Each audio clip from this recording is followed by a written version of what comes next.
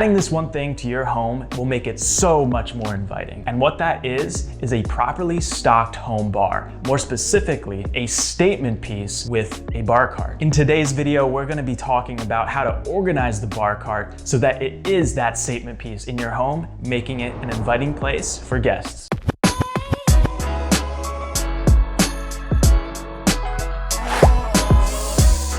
Don't get me wrong, Pinterest has a lot of great examples of fantastic looking bar carts, but how do we get to that end result within our own home? A really good bar cart must be functional. It should be inviting to our guests, and it should also be a statement piece to our living space. Location matters. The location of your bar cart should be in the entryway of your home. It should be there to be a statement piece and greet your guests as they walk in. If you can't put it right there in the entryway of your house because you have a long hallway, what you should be looking for is placing that bar cart right in the first room that the entryway leads into, being an invitation to your guest. To some people, that might actually sound like, oh my gosh, if the first thing I see is a bar cart, this person's an alcoholic. But it doesn't need to be like that if you construct it well. Now, here's how the bar cart works. Your bar cart is a place to display your liquor bottles and little anecdotes about your personality. We're gonna get into that in a little bit. But what I'm getting at here is you should never be mixing cocktails at your bar cart. It's only to display the bottles. So imagine you invite your guest in, your guest walks in, the first thing they see in that line of sight is the bar cart, and you're like, hey, this is my place, welcome to my place, would you like a drink? And they're like, sure, what do you got? That allows you to walk up to the bar cart and have an interaction with your guest right there. When you pick that bottle, you're not gonna make your cocktail right there, because what happens is the feng shui of the invitation is a bit awkward. Let's say your friend has never been to your house before, right? This is the first time they're coming over. They're not acquainted with the rest of your living space. So what happens is if you pick the bottle at the entryway in the bar cart, and then you slowly take that journey with them to your kitchen, this starts opening up the living space, making them feel comfortable, because the first thing you want to do when a new guest comes over to your house is make them feel as comfortable as possible, as quickly as possible. And this is the way to do that. Along the journey to the kitchen, they could take a look at your furniture, your layout, they could get a whiff of your personality.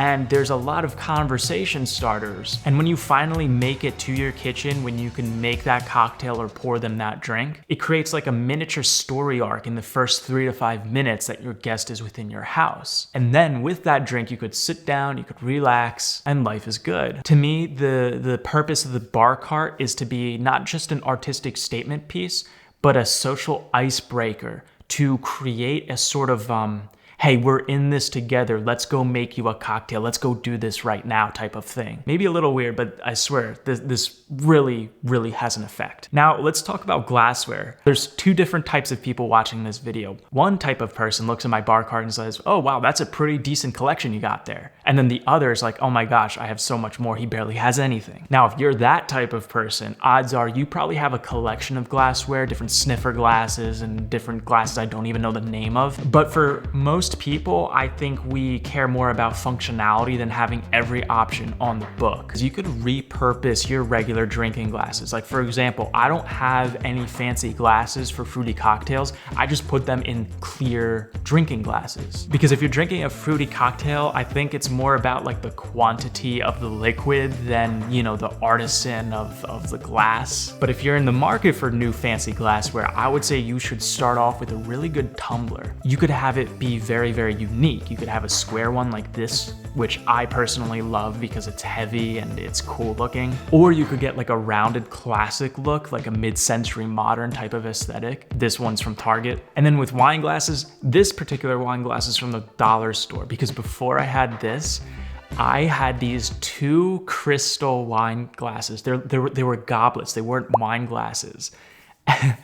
Every time I would bring those out for the first time, it would just get a chuckle, because it's just like nobody has ever drank out of like these little crystal goblets, but like this is all I had and I just didn't replace them for the longest time. You know, and those goblets are like a funny conversation starter, right? It's not the proper drinking attire. As you could probably tell, like the theme of this video is creating an experience when you have guests over, things to talk about, things to mention that sort of starts developing rapport, if you feel me. There's things that we can control and be proper. If you're too proper, then you're just like robotic and not relatable and a bit cold and standoffish. But if you could show like certain types of flaws, like me having goblets as my wine glass, it humanizes you a bit. So let's talk about what should be on your bar cart in terms of alcohol. One, the functional types of alcohol, the ones that you drink on a regular basis, and the ones that have a story behind it. I think cluttering your bar cart with excess stuff that doesn't really have a story behind it, that's just taking up space. That's just a dust collector and an expensive paperweight. You don't really want that in your house. So no, you do not have to have one of every kind of alcohol, just the ones that are gonna be functional and the ones that tell a story. There is an exception. For example, if you have a friend and you know he loves nice traditional martinis,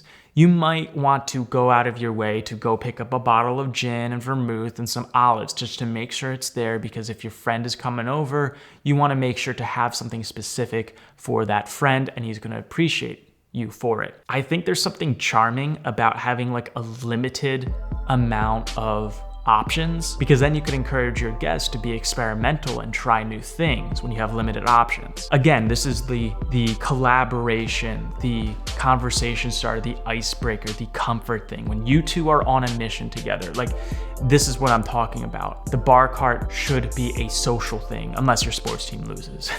Now, bottles with a story. For example, I have this brandy here that is my grandfather's, who passed away like 10 years ago. This bottle is probably from the 90s. I just still have it. Or if you were gifted a bottle for a special occasion and there's a story behind it, like this one. My point here is to be purpose-driven with how you occupy your space. I think that the bar cart, in addition to presenting alcohol, should incorporate your personality, because you don't want your personality to be alcohol. So for example, this is a photograph book by my friend Sam Mitchell. He's a photographer slash artist, and he gifted me his photo book, and I present it right here on my bar cart. I have plants all over my house, so of course I have a tiny potted plant on my bar cart here. And it's fall, it's Halloween time, so I have a little bit of fun with this jack-o'-lantern. Now, how do you lay out your bar cart? I separate the spirits by genre. I think it's just kind of cool. You don't have to do it this way, but for me, it makes sense. So I've got like my scotch on one side, I got my other whiskeys on the other side, then my tequilas, then my others category. And I'm telling you, if you really, really, really want to spice up a space,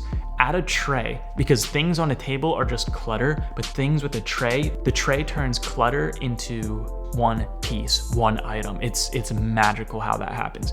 For me, this particular tray is too small for my collection here. I guess I could take away and put other bottles that I use less often in storage, but I opted not to. If you have less bottles, I think the tray is absolutely a go-to, because you could put the tray down, put your 2 or 3 bottles, and in this example, I think visual hierarchy is important. You don't want it to be too naked. So I think just for optics' sake, I'm gonna go back on my word from my first point in this video. Yes, I would put some glasses here, but this is purely for just visual hierarchy. And the way that I would arrange it, I would do 2 things. 1, by height hierarchy, right? So make sure you have staggered heights. And then 2, I would group your items on the table by 3s. Grouping things together by 3s just creates a really nice aesthetic, especially if you have staggering heights. And finally, the last tip I have is utilize your bar cart by inviting people over, because having people over to enjoy your space is the purpose of a bar cart.